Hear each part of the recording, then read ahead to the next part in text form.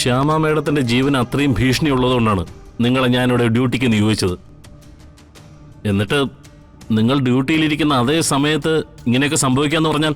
Sir, രാത്രി ഞങ്ങൾ ഉറങ്ങിയിട്ടില്ല, മുഴുവൻ നേരം ഉണർന്നിരിക്കുകയായിരുന്നു. Then how did it happen? അറിയില്ല സാർ, ഞങ്ങൾ CCTV ചെക്ക് ചെയ്തപ്പോൾ അത് വർക്ക് ചെയ്യുന്നുണ്ടായിരുന്നില്ല. ഇത് എത്രമാത്രം സെൻസേഷനായ ഇഷ്യൂ ആണെന്ന് അറിയാമോ നിങ്ങൾക്ക്?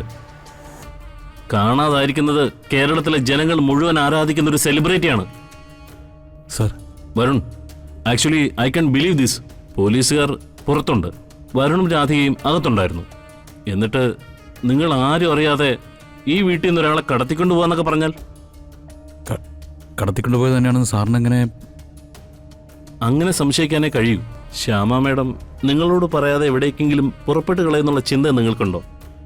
ഏയ് ഇല്ല, അങ്ങനെ നമ്മൾ ഒരിക്കലും ചെയ്യില്ല. Then it's a clear kind of case of kidnapping. Sir, sir എന്താ പറഞ്ഞേ? എന്റെ അമ്മ ആരെ തട്ടിക്കൊണ്ടുപോയ? എന്റെ അമ്മ അവരെന്തെങ്കിലും ചെയ്യുവോ?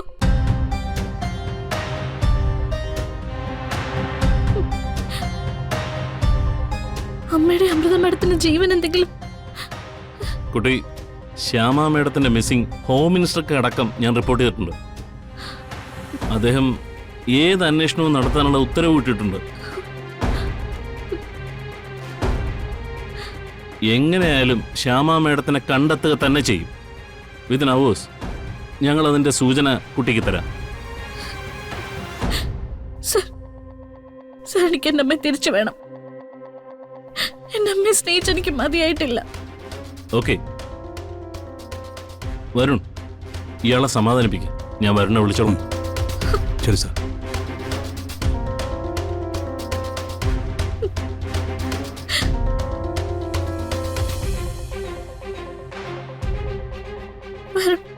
എന്താ ഇതൊക്കെ?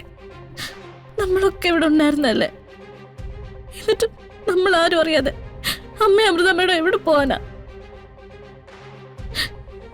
ഇന്നലെ രാത്രി എത്ര സന്തോഷിച്ചത് നമ്മള്, എന്ത് രസമായിരുന്നു. അതൊക്കെ ഈ നേരം വെളുക്കുമ്പോ ഈ ദുരന്തമായിട്ട് എനിക്ക് തരാനായിരുന്നോ? ഇതൊരു അവസാനം ഇല്ല വരുൺ. അന്വേഷിക്കട്ടെ, അമ്മയെ നമ്മൾ കണ്ടെത്തുള്ളൂ. ഞാൻ പ്രാർത്ഥിക്കും.